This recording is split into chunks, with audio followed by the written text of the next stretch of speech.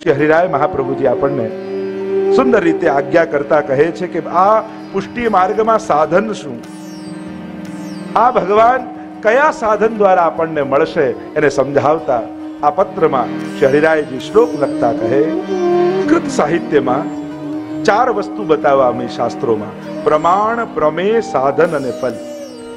કોઈ વસ્તુની પ્રાપ્તિ માટે આ ચાર સ્ટેપ કયા છે. સૌથી પહેલા પ્રમાણ. જેમ સીધી સાદી ભાષામાં તમને સમજાવ, બહુ શાસ્ત્રોપદેશ કદાચ અઘરું લાગે. જેમ કોઈ તરસ્યો માણસ જલ શોધે છે અને જંગલમાં જઈ રહ્યો છે, એટલામાં એક વ્યક્તિ મળ્યો ને એને પૂછ્યું કે પાણી આજુબાજુ છે? તો કે હું પીને આવ્યો છું, બસ અહીંયાથી જમણી બાજુ જઈશ તો તને મળશે. તો એ વ્યક્તિ પ્રમાણ છે એના માટે કે હા આ પ્રમાણ રૂપે છે કે આ પીને આવ્યો છે, આને ખબર છે ક્યાં છે જલ. પ્રમેય એ તમારી તરસ છે કે મારે જલ જોઈએ છે, મને પ્યાસ લાગી છે. જો આ ભગવાનની સિદ્ધિ માટે, એટલે સૌથી પહેલા પ્રમેય, મારે ભગવાન મેળવવા છે. આ તમારો વિરહ, આ તમારો તાપ, એ તમારો પ્રમેય કહેવાય.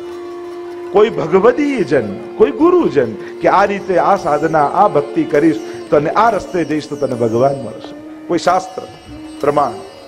પ્રમાણ, પ્રમેય, સાધન. એટલે માણસ એ દિશામાં આગળ વધવા લાગે, ભક્ત એ દિશામાં આગળ વધવા લાગે, બતાવેલા પ્રમાણે બતાવેલા સાધનો કરવા લાગે, એનું સાધન, એનું ચાલવું, એ તરફ જવું એનું સાધન. અને જ્યાં ચાલતો ચાલતો ગયો ને એને જલ મળ્યું. જલ ફળ નથી, પણ એને જલ પીધું અને જે તૃપ્તિનો અનુભવ થયો એ એનું ફલ છે. એમ જ આ પુષ્ટિ ભક્તિમાં પ્રમાણ, પ્રમેય, સાધન અને ફલ એ ભક્તનો ભાવ છે. એ ભગવાન પોતે છે. મેં ગઈકાલે જ કહ્યું ને, અહીંયા ભક્તિ માર્ગમાં ભગવાન મળવા બહુ મોટી ઘટના નથી, ભાવ મળવો મોટી ઘટના છે. કારણ કે રાવણ, કંસ, શિશુપાલ, દુર્યોધન આ બધાને ભગવાન મળેલા, પણ એમને આનંદ નતો આવ્યો, દ્વેષ થયો. કારણ કે ભાવ નતો મળ્યો. ભાવ મળે તો જ મળેલા ભગવાનને માણી શકાય, અને ભાવ ન હોય તો મળેલા ભગવાનને જોઈને પણ ગાળો યાદ આવે, શિશુપાલને 100 શબ્દો યાદ આવે. અને એટલા માટે આ માર્ગમાં આ બધું જ ભગવાન ભાવ રૂપે સિદ્ધ કરે છે. અને એટલા માટે આપણા પ્રભુ ભાવનીય છે, સેવનીય છે.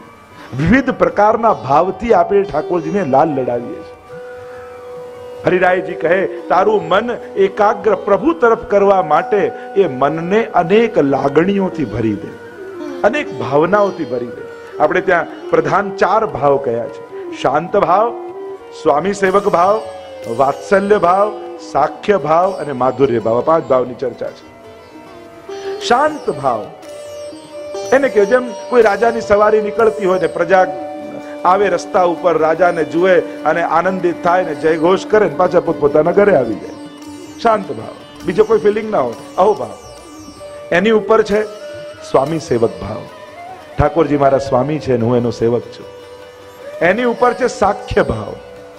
જેમ તમારા ઘરે તમારા ચાકર જોડે તમે બેઠા હો અને એટલામાં તમારી માં આવે ને એમ કે મારે કોઈ ઘરની વાત કરવી છે, યા તમારો સખા આવે ને કે મારે કઈ અંગત વાત કરવી છે, તો તમે એમને ચાકરને એમ કહો કે હમણાં તું બહાર બેસ, અમે બંને મિત્રોએ વાત કરવી છે. એટલે સ્વામી સેવક ભાવથી ઉપર છે સાખ્ય ભાવ. તમે બે સખાઓ બેઠા હો ને માં રૂમમાં આવે ને એમ કે મારે ઘરની કઈ અંગત વાત કરવી છે, એટલે તમારો મિત્ર પણ બહાર જતો રહે. તો સાખ્ય ભાવની ઉપર આવે વાત્સલ્ય ભાવ. અને વાત્સલ્ય તમે તમારા માં જોડે બેઠા હો એટલામાં તમારી પત્ની આવે અને એમ કહે કે મારે મારા પતિ જોડે વાત કરવી છે, તો માએ ઊભી થઈને ધીમે રહીને બહાર જતી. એટલે સર્વોચ્ચ ભાવ માધુર્ય ભાવ. કારણ કે માધુર્ય ભાવની અંદર પાછા બધા ભાવ સંમિલિત છે.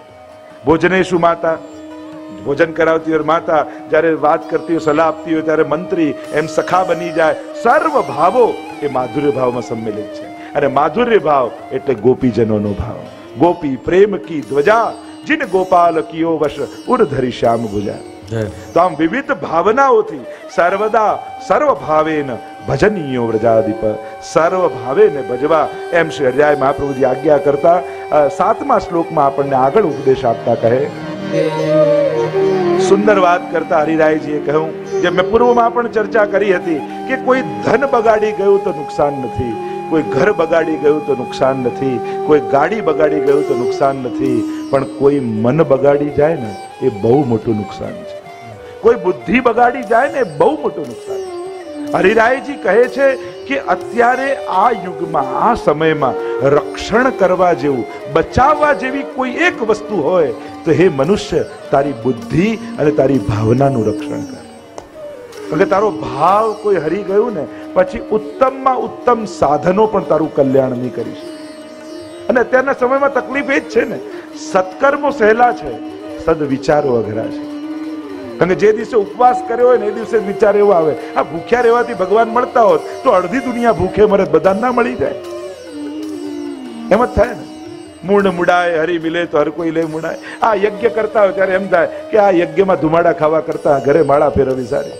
જે કરો છો ત્યાં તો અભાવ જ આવે. કોઈને દાન આપતા હોય ને તો મનમાં તો એમ જ ચાલતું, દાન આપવું સત્કર્મ છે, પણ મનમાં તો એમ થાય ઠેકાણે તો વાપરશે ને.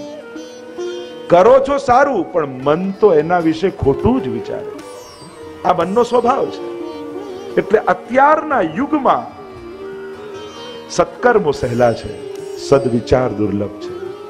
અને એમ પણ જ્યારે સમાજનું સામર્થ્ય ખૂબ વધી જાય ને ત્યારે સમાજને વિવેકની વધારે જરૂર પડે. અત્યારે સમાજનું સામર્થ્ય બહુ વધી રહ્યું છે. તમે ઈચ્છો એ પાપ કરી શકો એવા સામર્થ્ય વાળા તમે બધા છો, હે ને? આપણે ઈચ્છે પાપ કરી શકીએ એવું સામર્થ્ય ભગવાને આપણને આપ્યું છે.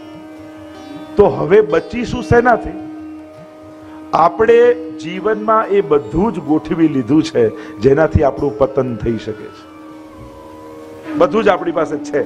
આપણે આપણું પતન કરવા માટે તૈયાર છે, કેપેબલ છે, સમર્થ છે, બધી જ વ્યવસ્થા કરી લીધી છે. હવે બચીશું શેનાથી? વિવેકથી. અને વિવેક કોને કહેવાય? આ પૈસાથી હું આવા પાપ કરી શકું એવો વિચાર મનમાં આવે, પણ તમે તમારા મનને મારી એ પૈસા લઈ કોઈ ભૂખ્યાને ભોજન કરાવી આવ્યા, આ તમારો વિવેક છે. આ વિવેક છે.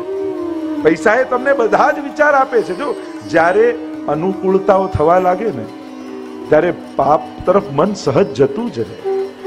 દુનિયામાં મોટા ભાગના લોકો ચોરી એટલે નથી કરતા, ખોટું એટલે નથી કરતા કારણ કે એમને ખોટું અને ચોરી કરવાની હિંમત નથી. એટલા માટે જો હિંમત આવી જાય ને તો એની ઈચ્છા તો ઘણી છે. ઘણા લોકો કે આ લોકો આમ ખોટું કરીને સુખી થયા, આમ થયું, બાકી એને કરવું જ છે પણ એને મોકા નથી મળ્યા. ઘણાને હિંમત નથી અને ઘણાને અવસર નથી મળ્યા. બાકી તો પાપ કરવાથી ઈચ્છા તો ઘણી છે. કોને નથી? બધાને ઈચ્છા જાગી જાય છે જો સાહસ આવી જાય, ચાન્સ મળી જાય. અને એટલા માટે મોકા નથી મળ્યા અને આપણે પાપ નથી કર્યા એનો અર્થ એમ ન સમજી લેતા કે આપણે બધા પુણ્યશાળી છીએ. આપણને અવસર ન મળ્યા હોય ને એટલે આપણે એમ કે જો આપણે પાપ નથી કર્યા, કરવા તો ઘણાય હતા, મોકા નતા મળ્યા. એટલે એને કારણે એમ નહીં સમજી લેવું કે આપણું ચિત્ત સાત્વિક છે, આપણું મન પવિત્ર છે. આપણી અંદર એક દુર્ગુણ છે જે સાહસ નથી. આ સાહસનો અભાવ છે અને એટલા માટે નથી કરી શક્યા. અને એટલા માટે બહુ વિવેકથી વિચારું. સામર્થ્ય જ્યારે વધે સમાજનું ત્યારે વિવેકની વધારે જરૂર પડે. હવે કાયદા નહીં રોકી શકે, કોઈ ધર્મ ગ્રંથો નથી રોકતા, એટલે આ બધું હવે માણસને નથી શરમ, નથી ધર્મ ને કઈ નડે નહીં. હવે તો તમારો આત્મા તમને રોકશે તો રોકાશે.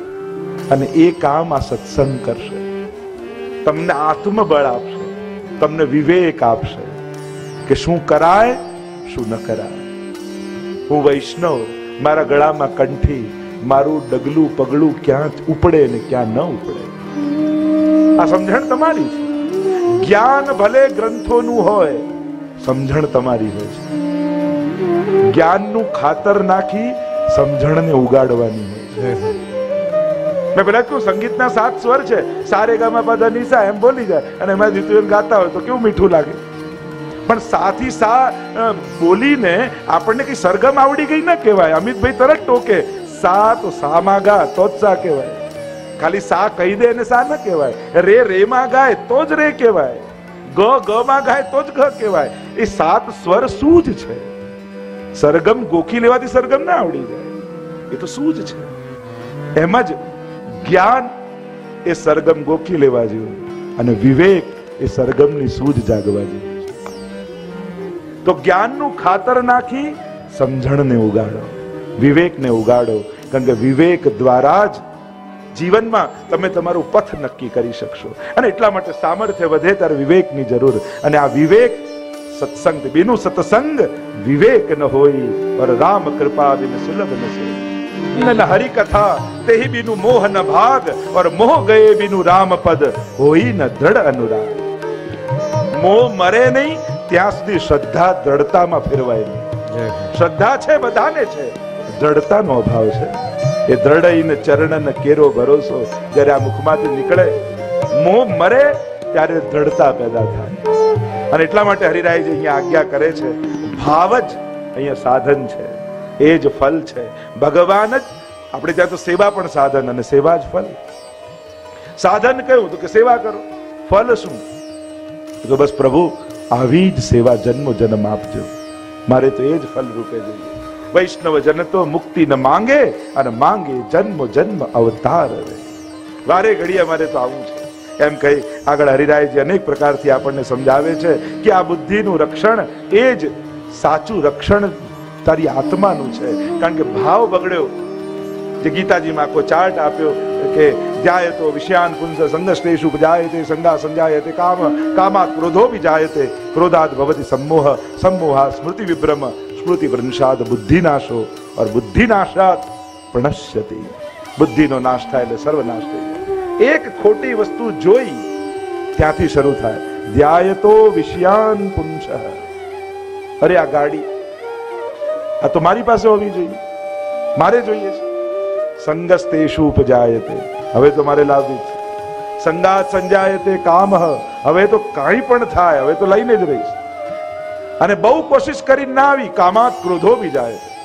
આટલી મહેનત કરું તોય નથી મળતું. ક્રોધાત ભવતિ सम्मोह, હવે તો કોઈ પણ ભોગે પાપ પુણ્ય બધું બાજુમાં મૂકી મારે આ જોઈએ એટલે જોઈએ. सम्मोहा સ્મૃતિ વિભ્રમ સ્મૃતિ ભ્રંશાત બુદ્ધિનાશો, બુદ્ધિનો નાશ થાય. અને બુદ્ધિનાશાત પ્रणश्यति, બુદ્ધિ ગઈ એટલે સર્વનાશ.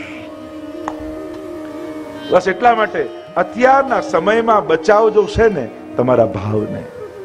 કે દુર્ભાવ, જો દૂધનો ગમે તેટલો મોટું પાત્ર ભરેલું હોય પણ કોઈ એક ખટાઈનો છાંટો નાખી જાય તો આખું દૂધ બગડી જાય. એમ જીવનભર સત્સંગ સાધના કરી અને ભાવરૂપી દૂધ ભેગું કર્યું હોય પણ કોઈ દુસ્સંગનો એક છાંટોય પડી જાય ને તોય આખા જીવનભરની સાધના જતી રહે. અને એટલા માટે બીક રાખવી, ડર રાખવો કે મારાથી કોઈ પાપ ન થઈ જાય. બીક એની રાખવી, અપરાધ ભાવ, મારાથી અપરાધ ન થઈ જાય. સાવધાન રહેવું.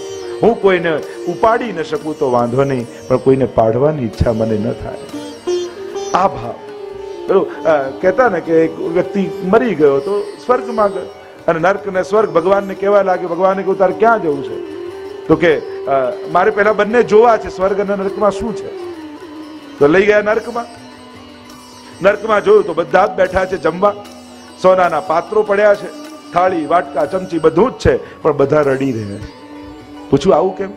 તો કે આ નર્ક છે ને તો કોઈના હાથ છે ને ખૂણીથી વળતા નથી, એટલે આટલા ઉત્તમ ભોજનના પદાર્થો પડ્યા છે પણ બધા ખાઈ નથી શકતા, એટલે ભૂખ્યા પેટે રડે છે.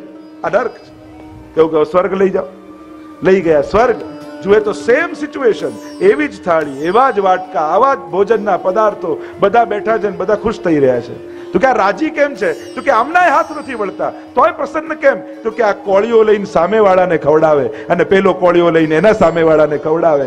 એમ બંનેની અંદર ખવડાવવાની ભાવના છે એટલે બંને સુખી છે, અને પેલાની અંદર ખાવાની ભાવના છે એટલે નર્ક છે ને એટલે દુખી છે.